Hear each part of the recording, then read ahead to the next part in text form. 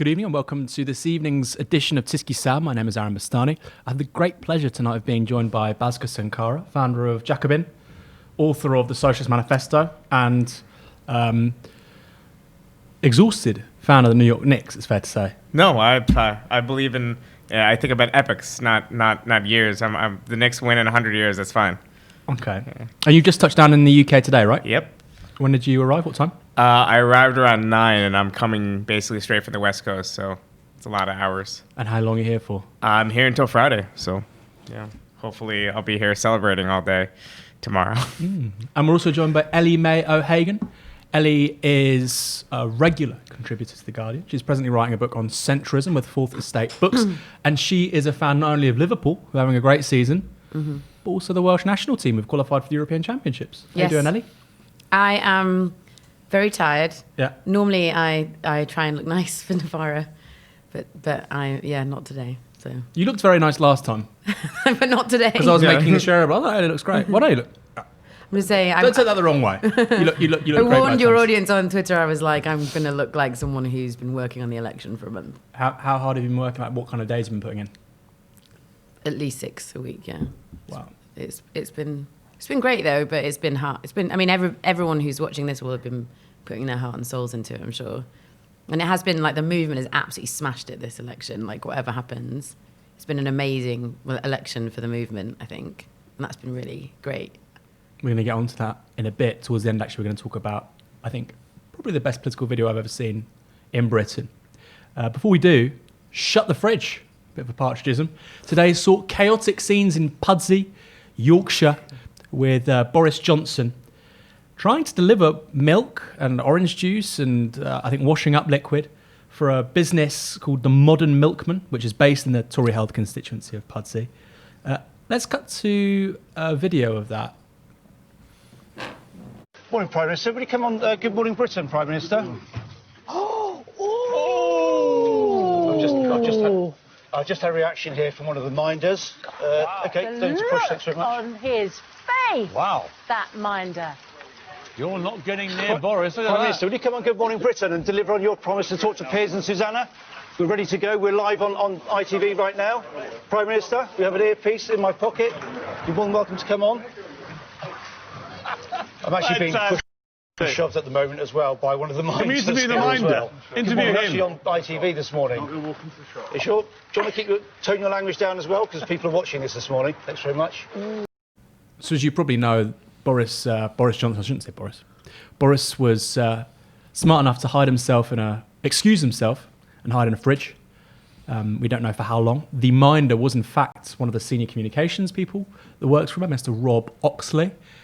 Just to be clear, he said, for fuck's sake, not fuck off or go fuck yourself.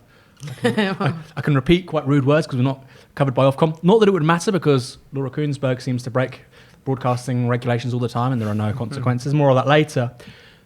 What do you guys think? Prime Minister Boris Johnson being effectively doorstepped by Good Morning Britain, who actually have provided some of the better TV moments of this general election campaign. The stand-up one, of course, Nicky Morgan. Is this just a fatuous thing that people forget immediately, or is that the kind of television clip that breaks through to the average voter? I think it probably wouldn't have had such an impact if it wasn't for a succession of similar moments. So obviously, the Andrew Neil issue about Johnson avoiding the Andrew Neil issue, that interview was like, I think, a kind of left bubble thing. And but once Andrew Neil put that statement out, it kind of went into the mainstream a little bit more. And then you had, obviously, I think the big breakthrough moment of the campaign was the bizarre scene where Boris Johnson tried to steal a reporter's phone so he wouldn't have to look at a picture of a child with pneumonia lying on a pile of coats on a hospital floor. And I think this is the reason why this is important is not because it's an isolated incident, it's because it's a series of incidences of Boris Johnson kind of wanting to sneak back into number 10 via the back door and hoping that he won't have to deal with any scrutiny whatsoever. Obviously, Novara has a left audience, so I'm not going to make a plea to your viewers who I think probably already agree with me, unless there's some kind of stray Tory that's just happened to wander onto your YouTube. Possible. In which case, you're very welcome. Please vote Labour.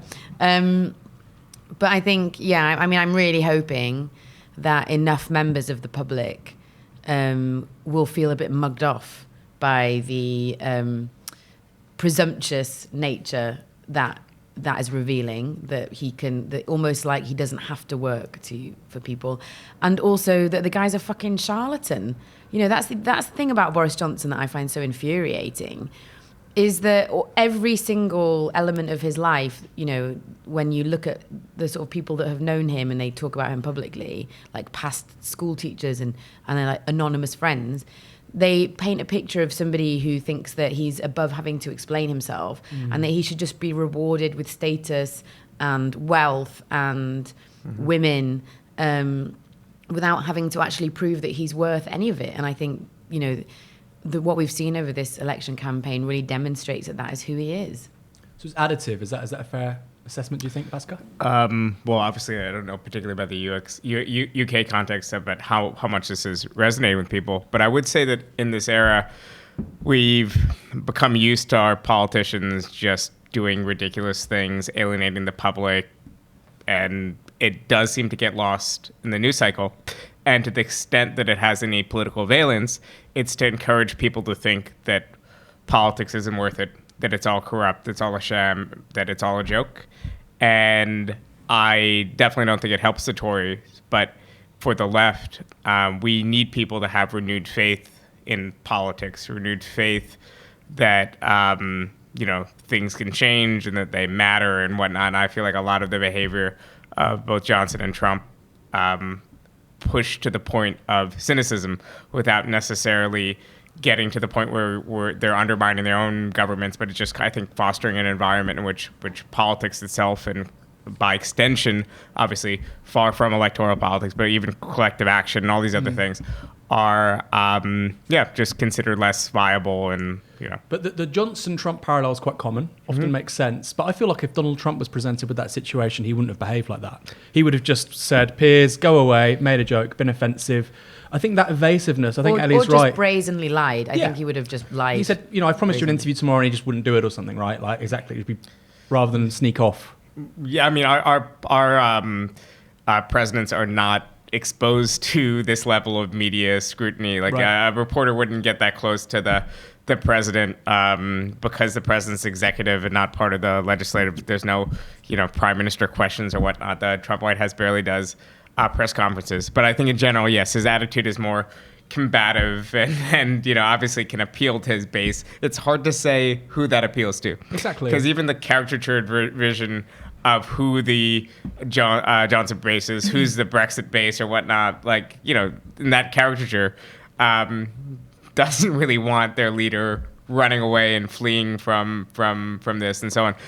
But again, it's really up to how much are the media going to show this over and over again. And also if a lot of these voters that would be turned off by this also don't have a sterling opinion of Corbyn, whether it'll really make a difference, but again, or just feed into this kind of just general cynicism. So that's a really good thing to actually mention. There was a BMG poll out a few days ago, put Boris Johnson as first preference for Prime Minister at 39, Corbyn at 32. But broadly speaking, they're both kind of disliked. Do you think they cancel one another out? I mean, that's my sense as the election kind of goes on, that like the idea that Corbyn is somehow an anchor. He is a polarising politician, no two ways about it. That's kind of inevitable given the political programme, his history, etc. But do you think they're kind of cancelling each other out, or do you think the Tories are doing slightly better in that regard?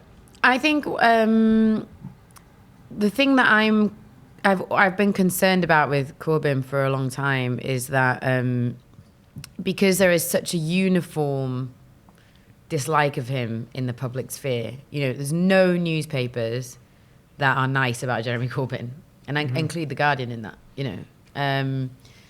and there's no broadcast media that is polite about him. And I think what I find quite frustrating about the way that the media treats Corbyn is not that they attack him, it's that they don't treat him like a normal politician. They treat him like a kind of absurd figure. I think, what's his name? Thomas Thomas Frank, that's that guy. Really, and he's a really great writer. Anyway, he said that the DC elite treat Trump as a foreign object that has rammed itself into their creamy world. And I don't like comparisons between Corbyn and Trump, but that is true of Corbyn as well. They don't treat him like a politician. They treat him like an interloper or like a kind of bizarre phenomenon that they need to crush. And the result of that has been, I think, that lots of people in this country feel the need to performatively hate him as a way of demonstrating that they have sound judgment. That an atmosphere has been created where if you say you like Corbyn and you take him seriously, you basically, it's like the equivalent of saying, I'm a fucking idiot.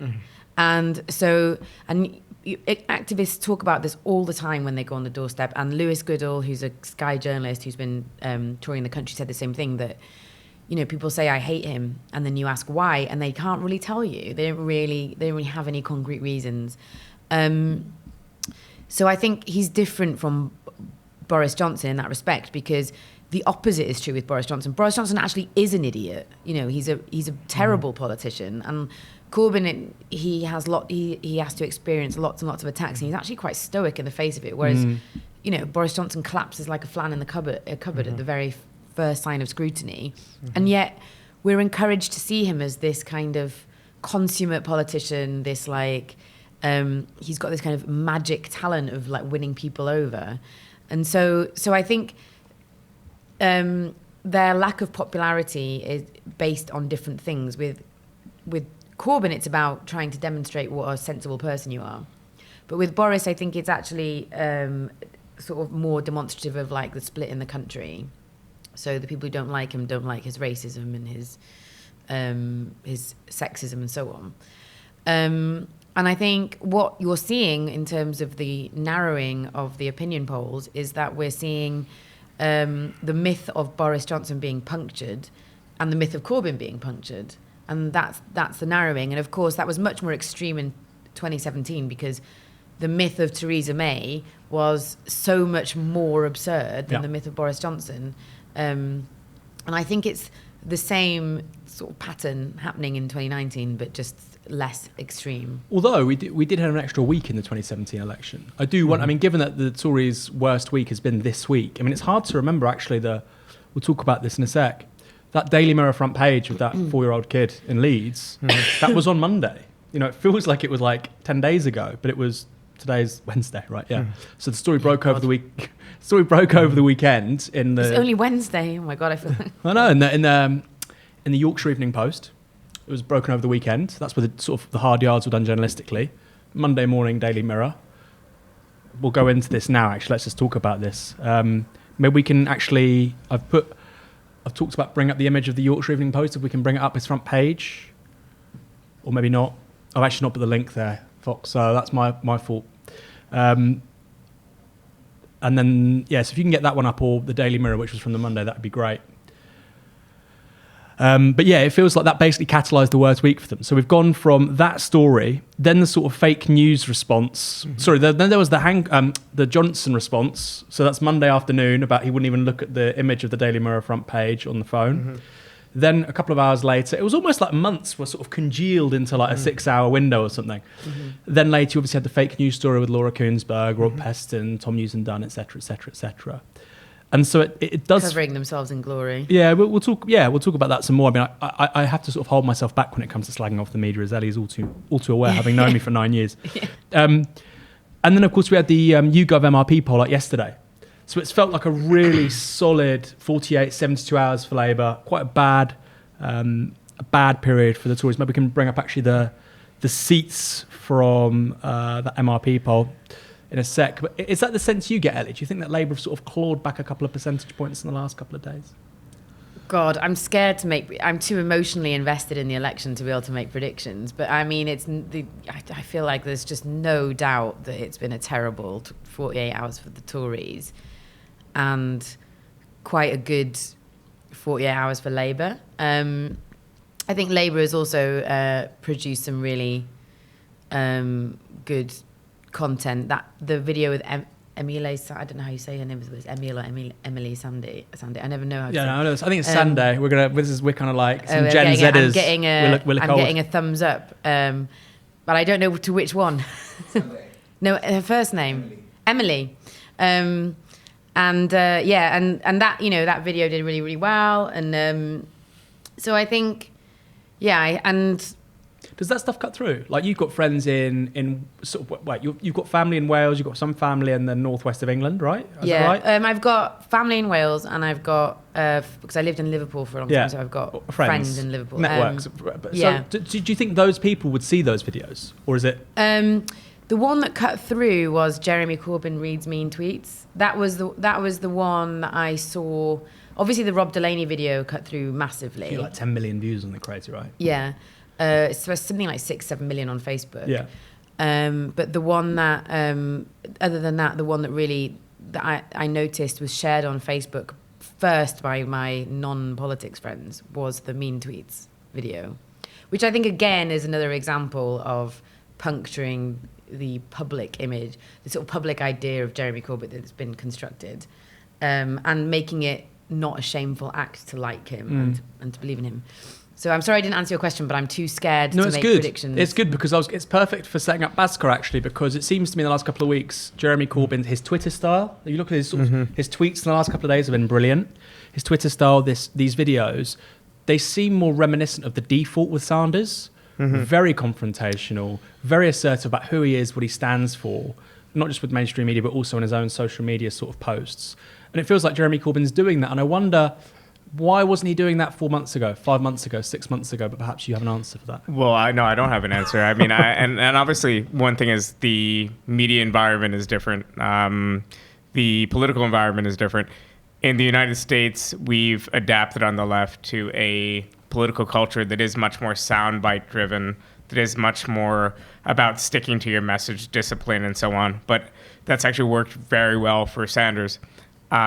He's able to just have a rhetoric about attacking millionaires and billionaires and about getting what working people deserve that doesn't sound like a laundry list. And I would say that a lot of the labor plans really resonated with me because I'm an ideological leftist. All of the plans were kind of like checking boxes, for me. But I wonder whether for voters, if it just seems like disconnected lists of demands and things. You say you wonder. Do you think that's what it is? Yeah, I think. Thank you. That's like a good editor. So yes, I will use more active prose. Yes, I think that it might seem like that there's not an overarching narrative in the way that in 2017, I think, even as an outside observer, it's very easy to see there was this for the many, not the few. There was this kind of buildup of this overarching narrative, and obviously Brexit complicates that. And I mean, that's one thing where I won't even, venture a suggestion because it's kind of like, how do you respond to an impossible situation, dilemma? It's kind of beyond their control. If I had to guess, my anti-European biases are quite well known. But even that might have backfired even more severely than kind of the plan currently being pursued. So I would say, though, that Sanders has been able to, in a more favorable environment in many ways, maintain a lot of message discipline.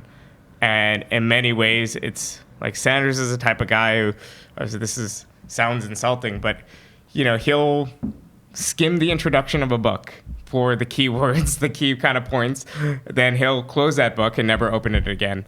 And, he'll synthesize different things together in a way that really does make sense and resonate. So I think less words, more repetition is always useful. Mm-hmm. We had a more simplistic vocabulary in the Sanders campaign in 2016, at least, than Trump did. So we think of Trump as saying the same thing over and over again. We, in fact, say the same thing over and over again. Again, the environment is so different. It might just be that if you tried to stick to that rigid discipline, you would just get torn to shreds in Parliament or in the media or whatnot. So I don't know. This is for both of you. Do you think that Bernie Sanders has been better at telling his own story? This is my only misgiving about the Jeremy Corbyn leadership over the last 4 years, because people make mistakes, things are hard, the context is difficult. What could you do differently? What I feel is that Jeremy Corbyn is actually, the narrative on the country is strong. It could be stronger. But his story is quite oblique. Nobody really knows what it is. And I often feel, look, you want to be the Prime Minister, there's going to be a story about you, right? Is it the one you tell the public, or is it going to be the one that other people tell the public? And I feel like that for me is the biggest sort of, the bigger issue. I mean, I agree with you that there isn't as strong, I think it's come into focus in the last couple of days actually with some of these videos, a story about the kind of country we could be or should be. But I feel that's more of an issue with Jeremy Corbyn personally. You know, like, who is this guy? Why does he feel the way he does? And I think, for instance, look at the IRA terrorist sympathiser. He could just quite easily say, mid-1980s, I was passionate about Irish political prisoners. These are my values. That's why. And those are the values that infuse choices throughout my political career. Obviously, you don't say this the week before a general election, but you say it way back. And sometimes that means you make bad calls. More often than not, it means you make good calls. I think, you know, by and large, I've made good calls because of my values, socialist values. What do you think? Yeah, I think the narrative about Corbyn was much stronger in 2017, and it was much stronger in 2015 in the leadership election. And it was about somebody that had consistently been on the right side of history. Exactly. When nobody else was, with things like LGBT rights and apartheid and so on. And, you know, I mean, with the IRA thing, as I understand it, one of the reasons why he became involved in the peace process is because of the Irish community in Islington that he met. And so I do think, you know, he's lived in Islington North is one of them, has like some of the highest levels of poverty in the country, and he's represented people in that community that have suffered. He's helped them. I mean, anybody who spent time with Jeremy Corbyn in Islington North knows that the guy's like a local hero. Everybody stops to shake his hand. Even my auntie and uncle are Irish immigrants who live in Islington North, and whenever they love him because he went for tea there once, you know, and everybody in Islington North has a story like that about Jeremy. And they could have, I think it was a mistake that they haven't tried to tell the country who he is. You know, Ian Martin is a Telegraph journalist that I disagree with on everything, but he said one thing I remember him saying once that I think is really true, which is that when you're a politician, the public don't necessarily need to agree with you all the time, but they do need to understand who you are and why you're doing what you're doing. And I think Jeremy would have found that he had, yes, within a very hostile environment where the conditions are always difficult for him. I don't deny that. But I think he might have found that the public were more sympathetic if they understood who he was and why he was doing what he was doing.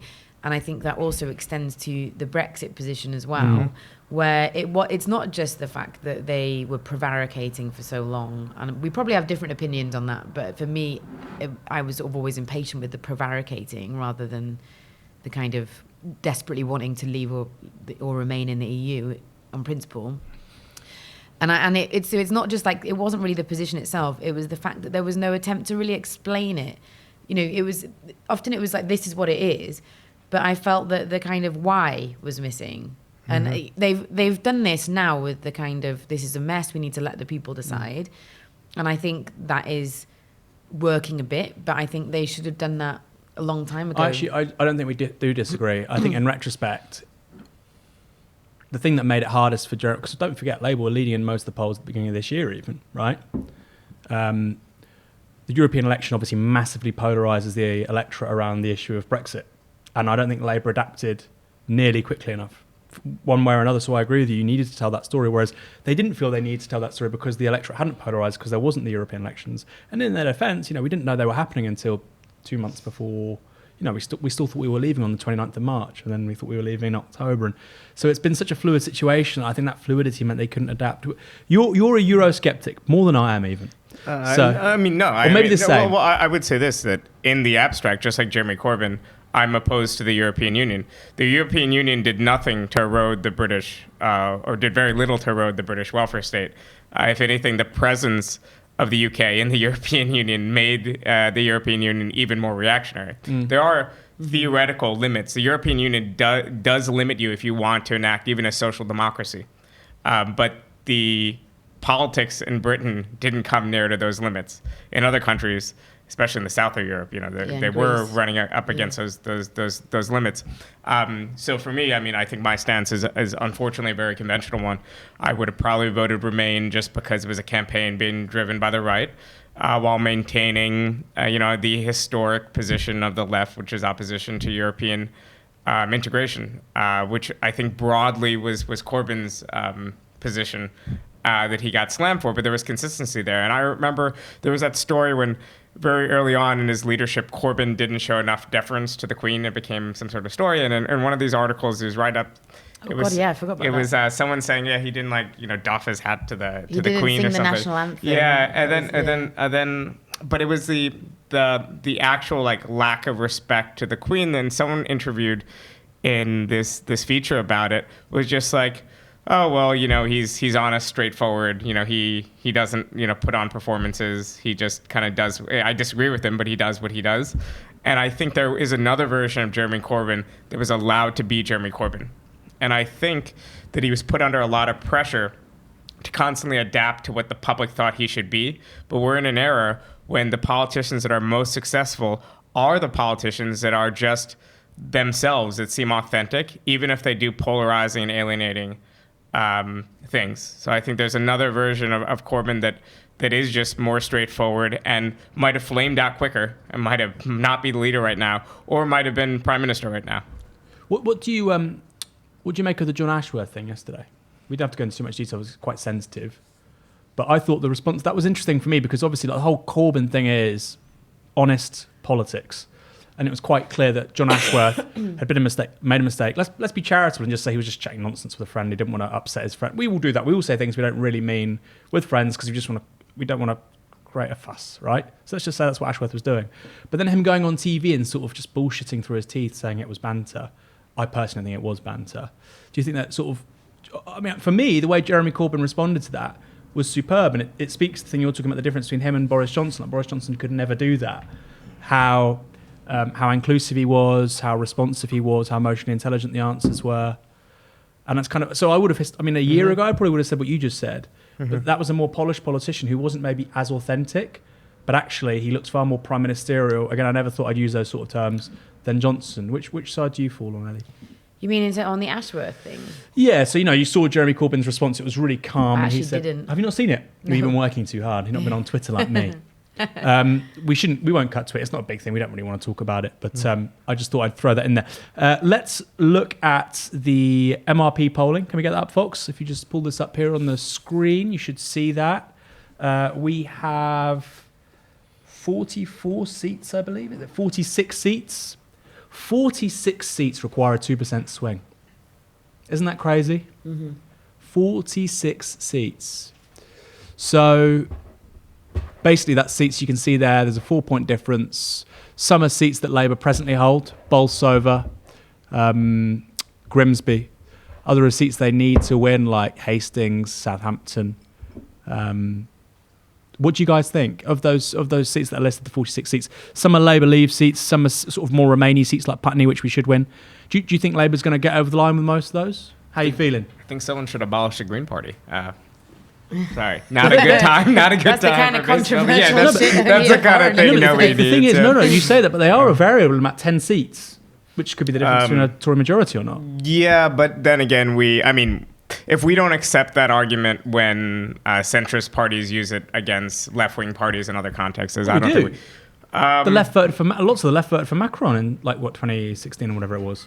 Yeah, the left always does. The left voted for Blair until 2005. Well, I would say yes, it's a first past the post system, but we can't assume, for example, these people would be turning out regardless. A lot of them might have just stayed at home, and the biggest block of voters are the people who far more larger than these smaller parties are the voters that I just said abolish the Green Party. Now I'm walking it back. Speaking of what I said before about Corbyn not speaking to his core principles. No, I think Green parties have generally been have outlived their usefulness, especially now that center-left parties and left-wing parties have finally adopted really robust ecological Should programs. the Green Party be abolished, Ellie? Given, let me Just add some blink caveats. twice. Not to be sectarian, but what's the point of the Green Party given how green Labour's platform is? Friends of the Earth said it was a more green manifesto than the Green Party's. Well, I really admire Caroline Lucas, and I like Adam Price as well. And I think that the Greens played a really important role in British politics up until 2015, as a kind of, in terms of like outflanking Labour on the left. And I think a lot of the things that Labour have picked up as policy would not be policy if they hadn't created the space, if the Greens hadn't created the space. I think they've made a lot of fuck-ups this election that have been quite disappointing. I think they the Remain alliance was totally baffling, that they're allowing they made an alliance with Lib Dems that are getting fossil fuel donations to run against like Labour Remain candidates, or maybe was it Labour Remain candidates, but anyway, Labour candidates anyway. Yeah, that have Stroud, Putney, that have like Kensington. the most impressive environmental platform of any political party in the world in all of history. That was bananas. And also that Caroline Lucas's misstep of the all-female cabinet that I think included Justine Greening, I think. The all-white, all-female cabinet, right? Yeah, that was of course a misstep, which I think she did actually seem to learn from. So there, I think what it suggests is that they've sort of lost their kind of ideological compass as a result of Brexit, and also as a result of the Labour Party kind of colonising their space as a kind of so what's it called? Economics? No, what's it called? Like environmental socialism? Is it green? Eco-socialism. Eco-socialism. It's been a long day. No, you've been working. I think we should have given Ellie one of those Club Martes, but Gary was being very stringent. A club what? Club Mate. Do you remember we had them in election session 2017? That fizzy stuff that was like waking everybody up. Oh yeah. Yeah. Anyway, I'll tell you an anecdote.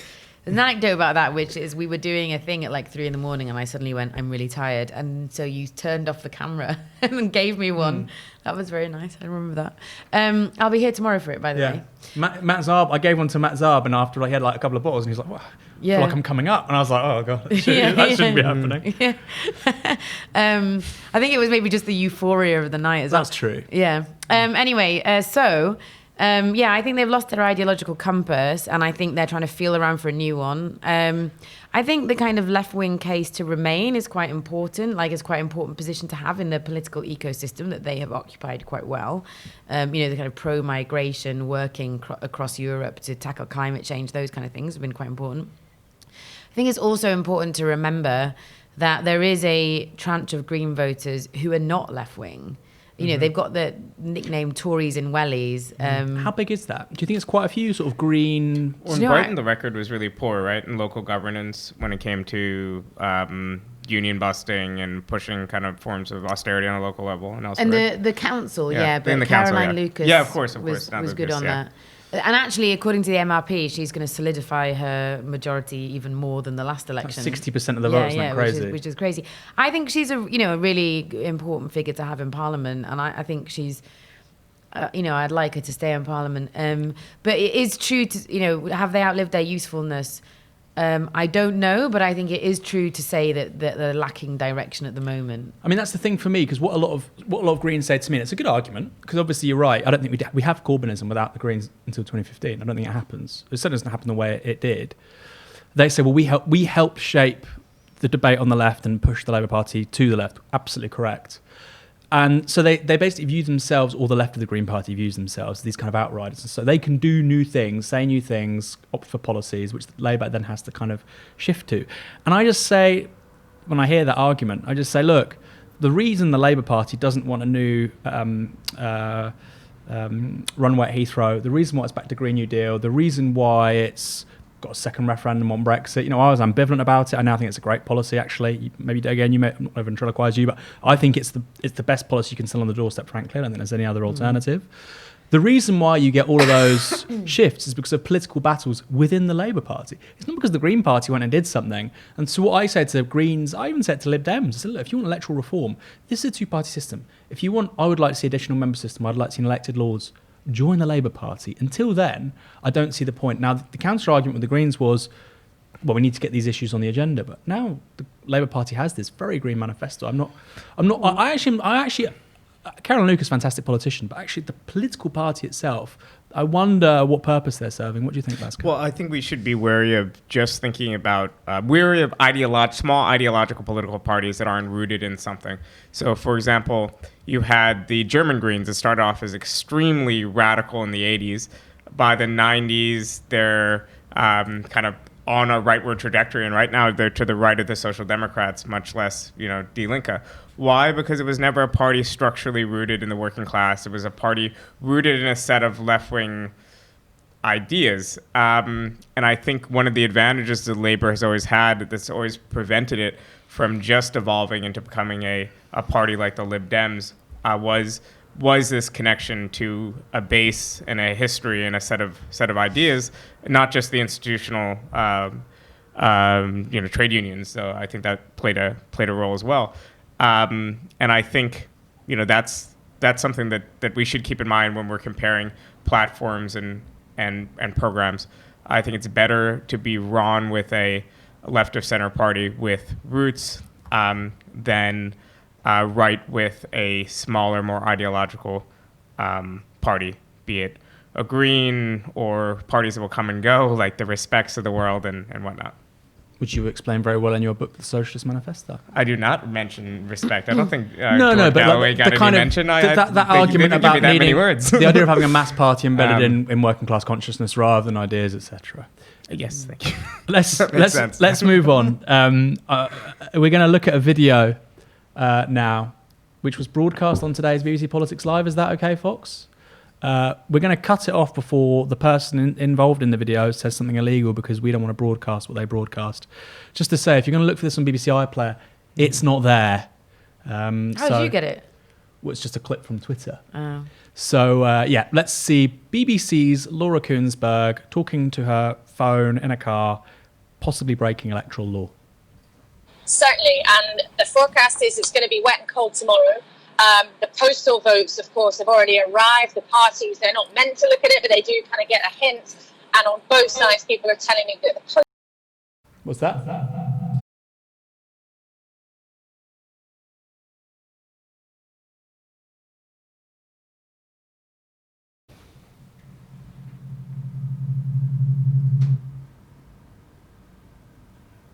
Is it? Did we get the whole clip? We didn't broadcast anything illegal? Oh, thank God for that. So that was. This was a weird clip. Sorry, we had a bit of a. It wasn't even a production problem for us. We just really don't want to break the law right now. What was that all about? This is bad Aaron coming out now. What do you mean? There's good Aaron and bad. This is naughty Aaron that gets all the angry tweets that we're seeing. No. Come on, you're far more sort of collegiate than I am, but this was appalling journalism, wasn't it? I think, yeah, I have. Well, I'm on record. I've written pieces more than once, I think, and I'm on record publicly as saying that the left needs to stop whinging about the media and just, don't go complaining to the referees, just win the game. Is my sort of often my sort of ethos, and I do still think that I still believe that. I think that establishment hostility will always be a condition of left-wing organising, and we need to figure out a strategy to deal with it. Having said that, I have been absolutely appalled by the BBC at this election. You expect it. I expected it from. Of course, I expected it from like the print media. I mean, they're always rabid in their coverage of the Labour Party, particularly when they feel threatened. But the BBC of this election, I think. It was when the story of Boris Johnson putting his phone in the guy's phone in his pocket, and that led the evening news. That was the moment where I realised how bad it had been, because I was genuinely surprised that a negative story about the Tories had actually got some coverage, because it really was the only one, in spite of everything. For example, the other day when he drove that JCB digger that said "Get Brexit Done," that was reported with no mention of the fact that he was paid £10,000 by JCB and then did a speech there 3 days later. You know, and the fact that the JCB give money to the Conservative Party, that's really dodgy, and that wasn't even part of the coverage. So there was, you know, and the other, of course, the main, I think actually one of the worst things that the BBC has done over the course of this election was to uncritically repeat the lie that a Labour activist had punched an advisor to Matt Hancock, which just was a total lie. And I actually think one of the unsung heroes of this election was the person who just happened to take the iPhone footage that demonstrated that it was a lie, because I suspect that might have just ended Labour's electoral chances, and it wasn't true. I'm still trying to resist the idea that there's a sort of establishment conspiracy to crush the Labour Party at the BBC. I think it seems to be like it's much more of an institutional issue than something so simplistic. See, I agree with that, but it's every day. It's almost hourly on some days. And so you think, if it's not an organised conspiracy, which I don't think it is, it can't just be working culture and working practices and unconscious bias. I mean, you've got this, you've got the, you know, I mean, there's a dozen really key moments which have undermined the BBC in this election. Well, sorry. Oh, go on. All I was going to say is that, you know, I've been on many of the like flagship shows. I've been on Andrew Marr a few times, Newsnight, lots of different Politics Live a couple of times, lots of different radio stations.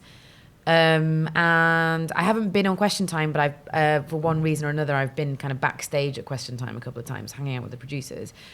And and my experience of the BBC politics lot is, you know, people doing political coverage at the BBC is like lots of really lovely people. But I would say ideologically, they're kind of Blairite. I don't mean that in, you know, often people say that anyone who isn't like a Corbynista is a Blairite, but I actually mean specifically Blairite, economically conservative, socially liberal. And I think that is kind of culturally where the BBC politics kind of people are at, and I think that is sort of reflected in its coverage. I think they've absorbed their idea of what political normality is and objectivity is still stuck in that era. So again, we go back to what Thomas Frank said.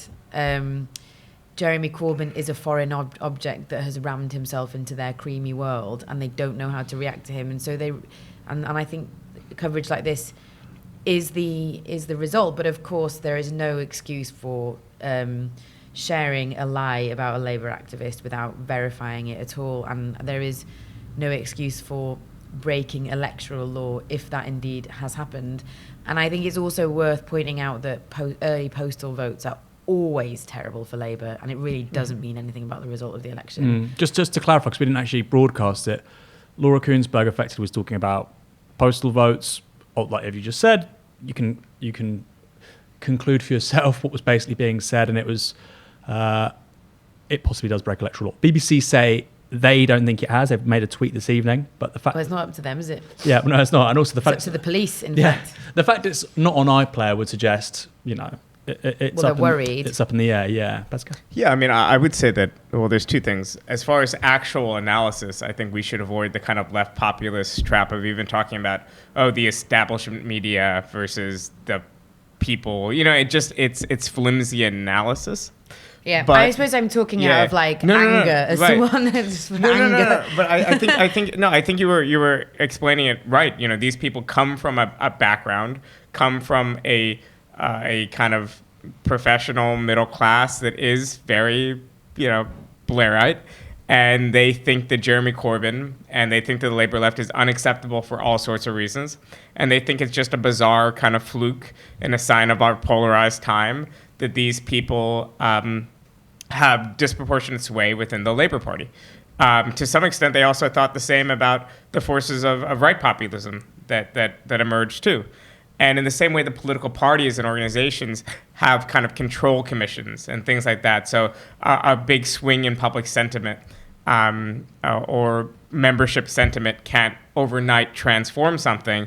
I imagine that a lot of the top people at the BBC think of themselves as stewards of a society and a system, and don't think that Corbyn and the Labour Party right now represents, something that they view as legitimate. I think that's a lot of what's behind it. But I do think it's to our benefit. You need to speak into the mic, somebody's saying. It's to our benefit that we're talking about the media attacks on Jeremy Corbyn. I think it galvanizes his supporters. It makes people think that they need to unite together and create their own independent media sources. This is where one subscribe to Novara. Yeah, I exactly. do. I was going to do the plug, but I'll do that in a second. Don't worry. And also to Jacobin, I bought my dad a Tribune subscription. Yeah. Subscribe to Tribune, because Jacobin, the margins are terrible shipping Jacobins over the ocean. But I think it is galvanizing, and I think it is good politics.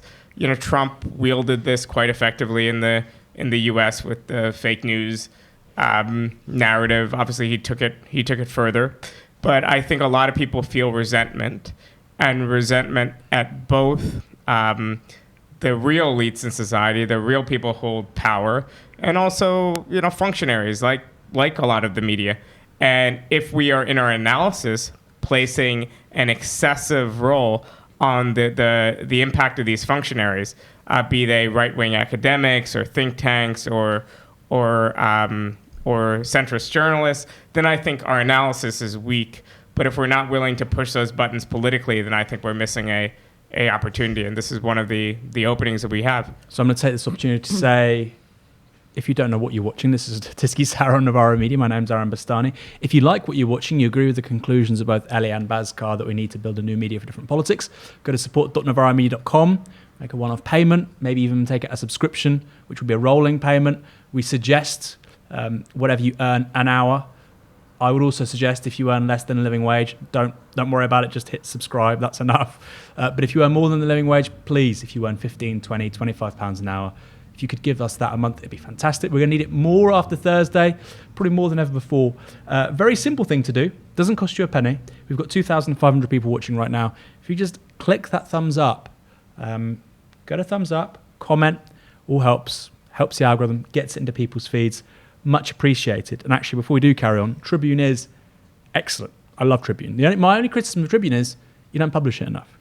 It's like quarterly, right? Yeah, but they've been publishing 5-6 times every day. That's a model. Even Jack. I mean the print. Yeah. Product. Because I'm doing so much sort of train commuting now, especially with the canvassing and stuff. And then I'm like, I want to get a good magazine, and it's like we're eco-socialists now. Oh, right. Yeah, true. But I also I think I just wanted to say, please, I've been slagging off the media, which is not really my wheelhouse normally. As you say, I'm more normally collegiate, but I've been really furious with the media the last week, and I've been subsequently burning all of my bridges. And I've been deluged with tweets from people in agreement, and I just want to plead that if you're one of those people watching this and you tweeted me or you just agree in general, please, and you can afford it, please do subscribe to Novara, because it's really worth it. I mean, I get so much out of Novara, but also don't just complain about the BBC being shit. And various other media outlets being shit. If you can afford to support something that is trying to do something different, and I think this election and also at conference, I think Novara demonstrated what a useful tool it is for the left. So please do subscribe. Thank you. I must say her pitch was way better than your pitch. I think this needs to become a regular cut-in segment. Do the telethons. That's because I'm a fan. Yeah. We'll cut this now, and every sort of in the middle of every show, we're now going to cut to Ellie Mayer-Hagan's advert for Novara Media. No, it's true. I mean, I whine about the media all the time, but in my defence, I'm also involved in a project which is creating a new media. So I have my get out of jail card. What I would say is, look, ITV's had a mixed bag. I think ITV's had a good election, apart from Robert Peston. The phone moment, for instance, was ITV. Good Morning Britain with Nicky Morgan was ITV. Sky's had a good election. Sophie Ridge has been very good. Sophie Ridge has been great. And Lewis Goodall's really good. Private sector gets it done. Channel 4. No, But that's what's disappointing. That's what I mean. So as a BBC supporter of so the it's BBC. less. It's even less. Like you say, we write off print media. I actually think the Guardian's been really good in this election. I have to say, the Peter Oborne piece today, for instance, it's just a sort of great article you wouldn't really find anywhere else.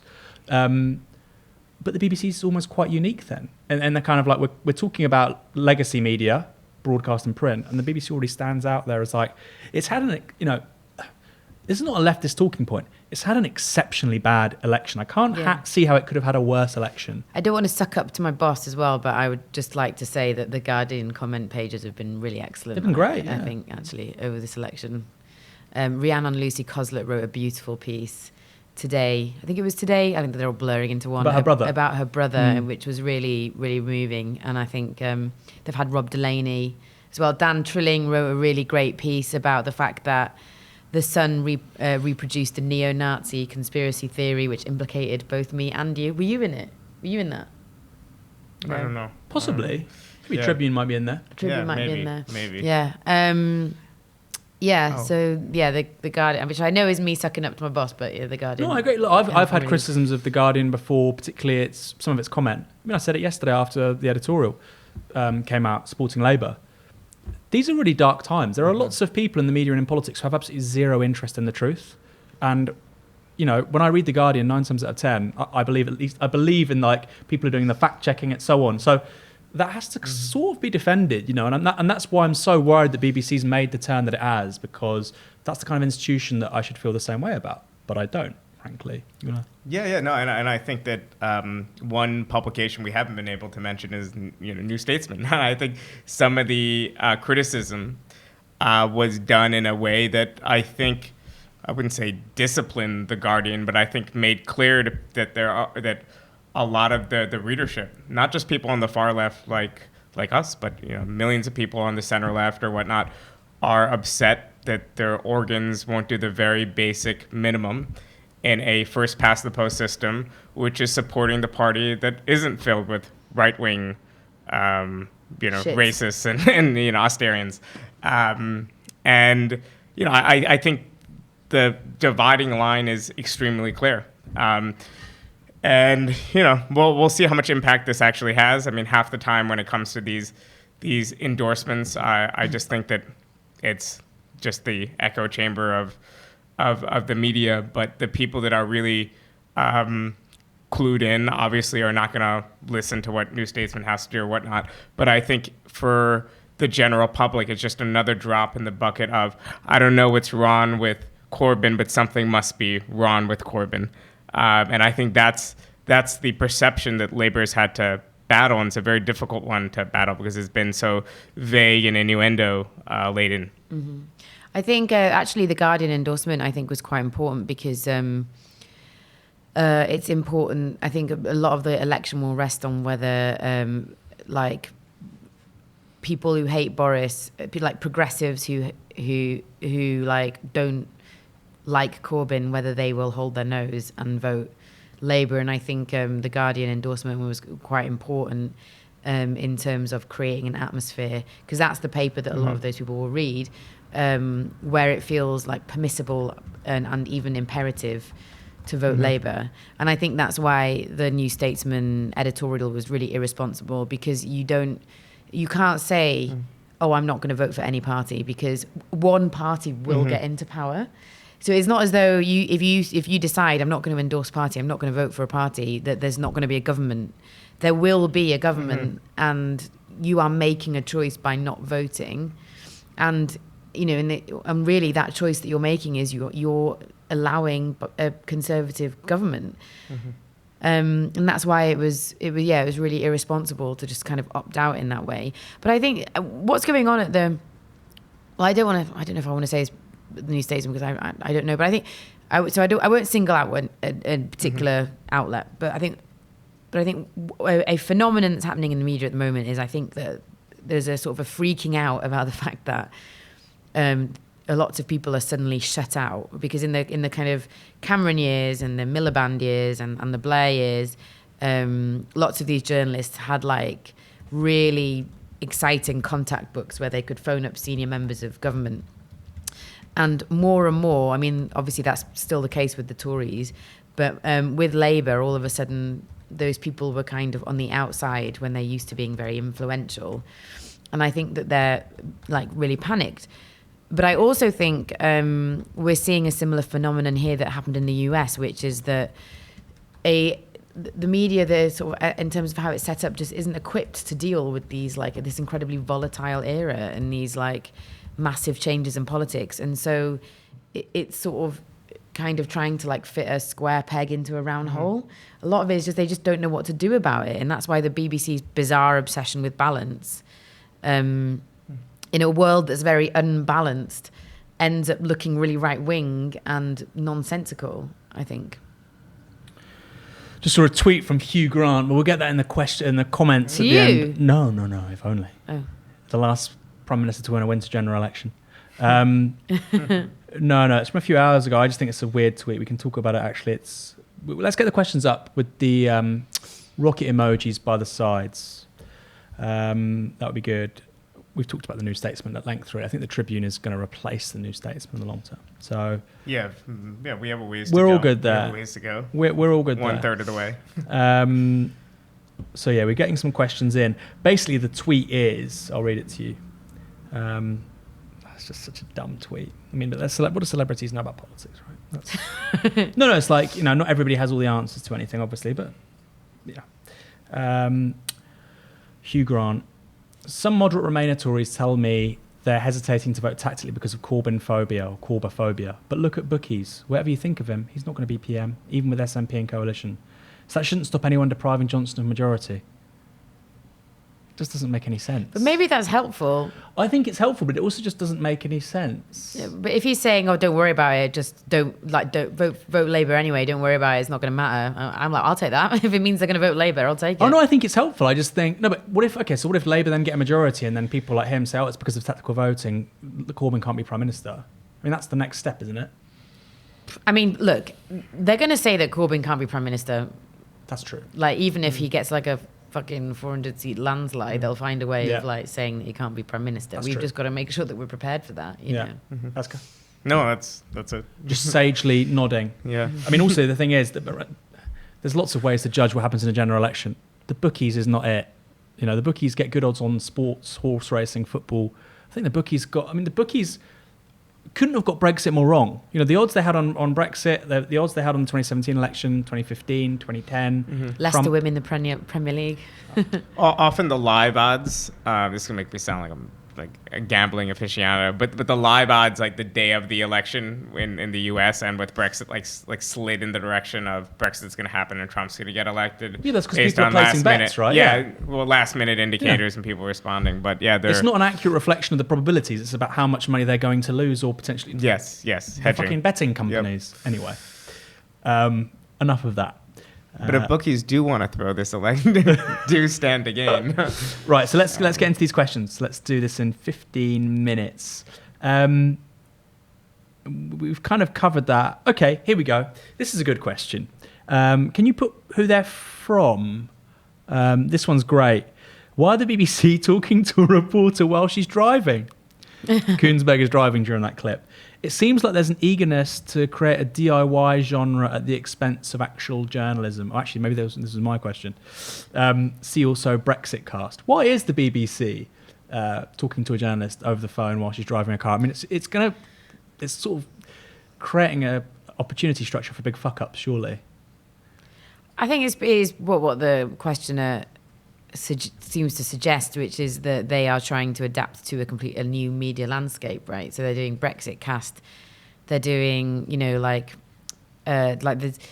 all the journalists tweet stuff all the time now, and they they have these like on the go moments, like that moment. And I think basically it's because Twitter and Facebook, Instagram, all of that stuff has enabled the news to like happen like really, really fast and in a way that they can't control anymore. And so they're trying to adapt themselves to that world. I think like actually all of those journalists spreading the lie about the Labour activist and Matt Hancock's advisor is a demonstration of how actually they haven't managed to adapt to that world very well because, a kind interpretation is that they underestimated the amount of people that would take that as like a report of the truth.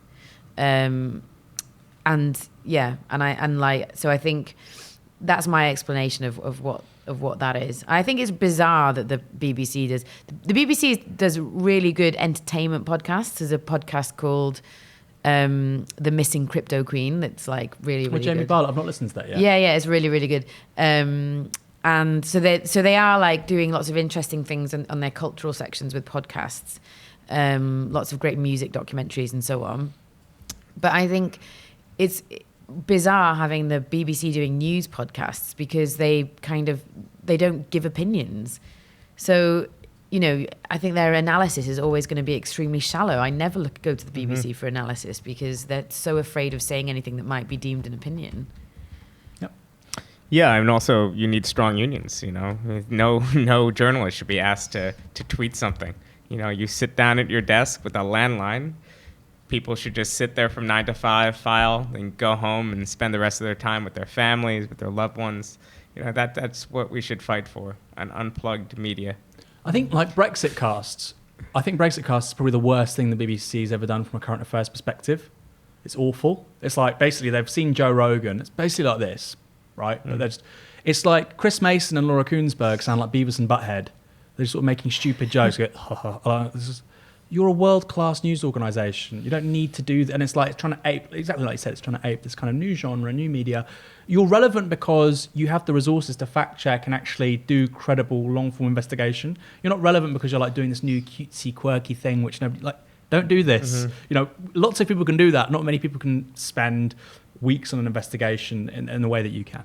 Anyway, I just find it really annoying, the Brexit cast. And then Rob Burley will say, who's the sort of producer of a lot of this stuff, will say, well, it got 1 million viewers last night. It's like, yeah, there's 4 terrestrial channels, 2 of them the fucking BBC. Well, there's channel 4. So you feel like they're swagger jacking you, basically. What does that mean? Swagger jacking? That was like a thing people said in the US for like 3 months, 6 years ago. And that was the last time I was What cool. does it mean? It just means stealing your style, your swagger jacking. They're trying to, basically it's a legacy media. It's a legacy media institution which is trying to ape certain features of new media. So like the Joe Rogan kind of vibe. That's what Brexitcast is. But then it's like, but then they do things like Laura Koonsberg will say, yeah, it's shit posting. And then it's like, you're factually wrong about the shit posting thing. Like there's no point doing this kind of genre stuff if like what you're saying is like all fucking garbage. Anyway. And one nice thing about Rogan, not to defend his politics, he's just the most credulous. Like he will like talk to. You could put Rogan next to Lenin. He's like, that's really visionary. So then what? Anyone, but yeah. Joseph Herzl. Yeah. Sort of Dr. What's his name? Harold Shipman. He's like, yeah, I can understand that. Actually, why you did that? Euthanized all those people, and I can get that. Yeah. Right. Jay asks, why isn't Election Day a national holiday, Ellie? Good question. I think it should be. I don't know. Because most of the time the Tories are in power and they actively want to suppress votes was my best answer, but I think it should be. Yeah, it should be on a Sunday or a holiday, and you should. This is actually quasi left neoliberal idea I'm just inventing, but you should get like a cash or a tax credit. I don't think the libertarian in me doesn't want the Australian mandatory voting. So I think if you vote, you should get some sort of shitty government, incentive. didn't they? Even though they've got compulsory voting. Yeah. They had a good government, and guess what happened? The Queen, Whitlam. Look it up. The monarchy must be abolished. Any of you Brits who think they're gonna leave the Commonwealth soon, aren't they? The Aussies, by the sounds of it. There's a Republican movement there, but it's not very left wing. But Whitlam, who's their greatest social democratic leader to the left of Wilson, just a very, very, very good, was ousted by the governor, general. But, when I talk to Australians, they basically say, if you're an Australian, comment in the comment section. Basically, they say, once Queen Elizabeth II, Regina, God bless her soul, long may she reign. It's kind of weird to once be she's a country, passed away, then there's kind of no real link to the institution. They're a country with another country's flag in it. It's kind of I was there earlier this year. It's really weird. There's loads of pictures of the Queen, way more than here. It's very weird. Yeah, it's really weird. Like I was in Victoria and like there's a big statue, like big statues of Queen Victoria everywhere, and like I did an event at Melbourne Town Hall, and there's a big, like, loads of pictures of the Queen in Melbourne Town Hall. Very weird. And like they're incredibly like tuned into UK politics in a way that we are not tuned into Australian politics. Strange. Yeah. I mean, it's like 30 million people in like Asia, this huge continent, and it's just kind of odd they're sort of there. It's like you would think American cultural imperialism would liberate them a bit, though. But it's a long way from the States. There's not much to do in Australia, though, is there? Yeah. Surf. Except like casual racism and Just kidding. I went to Australia once and it was lovely. They make good coffee. Aussies are checking in. See, that's a cultural imperialism. They're not drinking tea anymore. Even the coffee can be condemned. Australian media is toxic. That's true. I've seen Australian Sky News is kind of wacky. It's like it makes Katie Hopkins kind of look like a moderate. Anyway. Can I just say one word for Australia, though? Yeah. It produced Nick Cave, and for that we must all be grateful. Yeah, very true. Did Labour make a mistake in not focusing on Labour leave areas early in the campaign? No. Well, yes. So yes and no. So my answer to that is Labour made a mistake by not pivoting to its second referendum position earlier. But I think it needed to win back Remainers by pivoting to that before it could win back Leavers. So I think it should have made the pivot much earlier, possibly even before the EU elections, and then built its story and then focused on winning back Leavers. The whole thing was far too late. But for one reason or another that I won't bore anybody with, I've ended up in speaking to lots of Labour Leavers, either via interviews, my books, or just kind of being in focus groups. And my impression is that the thing that group of people value more than anything is clarity, especially women. In my experience, there's a bit of a gender divide in the sense that men tend to be more emotionally invested in Brexit, whereas women are more kind of anxious about the kind of catastrophe narrative of no deal and that kind of thing. And I think that group really would like clarity about what Brexit actually means for the country, for their community, for their families, and so on. And I think that is something that Labour failed to provide. So I would say, yes, they were too late, but they also needed to, but only because the whole thing was too late, and they also needed to win back their wavering Remain vote earlier, because I just don't think that Labour can survive without its Remainers, because it needs Remainers and Leavers, but also the Remainers are the ones that tend to go and door knock more for them.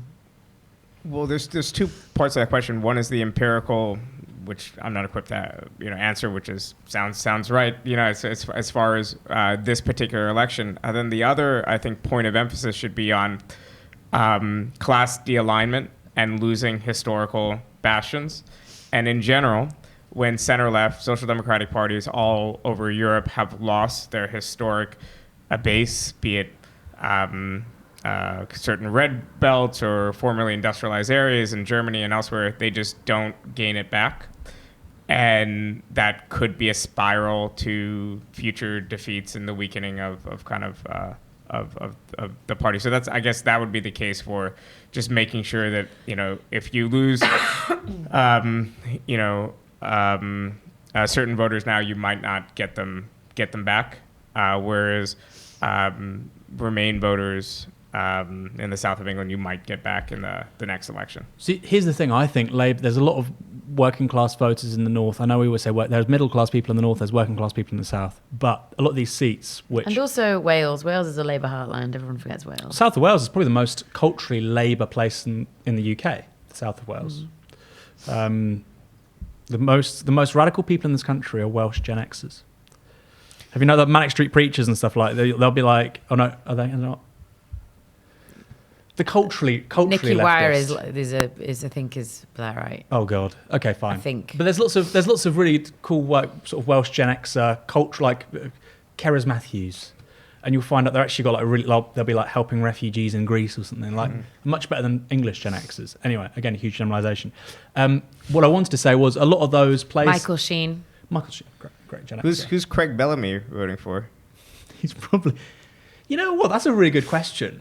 It's kind of This- I bet it's Labour. He'd be the sort of he has no reason to vote Labour, but his family's probably all Labour voters. He's probably not voting, but I hope he's voting Labour. Craig, what a weird thing to ask. For people watching is Craig Willard's kind of like a formerly decent footballer. Yeah. Liverpool. Yeah, very good. But also Cardiff. He tried to get Cardiff in the promoted. That was his finest. What I was going to say days. is I think Labour aren't going to get a lot of those votes back until they're in power, until they can actually demonstrate they can do things for working communities. So they may win those seats, Bolsover, Barnsley, Grimsby, etc. But the idea they're going to get big majorities again, I think they're going to have to actually demonstrate that working class people can see things improve if they vote for a Labour Party to get into government and enact policy. That's just my opinion.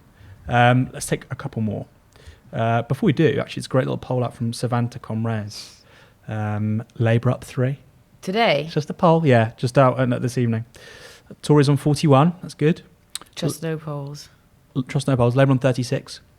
So 5 behind, and that's the last Savanta Comres poll. So, could be worse. How reputable is them all? It's kind of Don't nuts. don't toy with my No, emotions.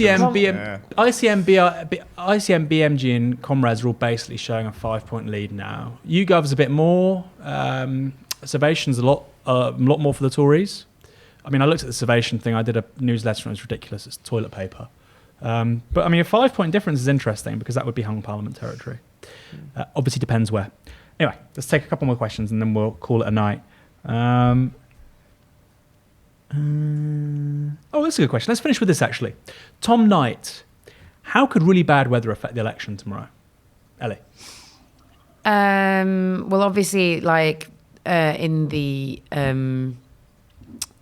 EU referendum, one of the theories, because Remain turnout wasn't high enough, that was a big problem.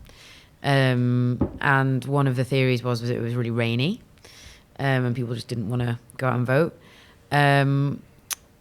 I think that would be a problem for Labour, actually, bad weather, because most elderly Tories tend to be postal voters, and young voters who are a bit more ambivalent about voting, I think, could be put off by bad weather. So, yeah. Yeah, that's right. Normally, bad weather is bad for center left and left wing parties. Oh, really? Yeah, because God hates the atheists. That is why. Yeah. Right. Okay.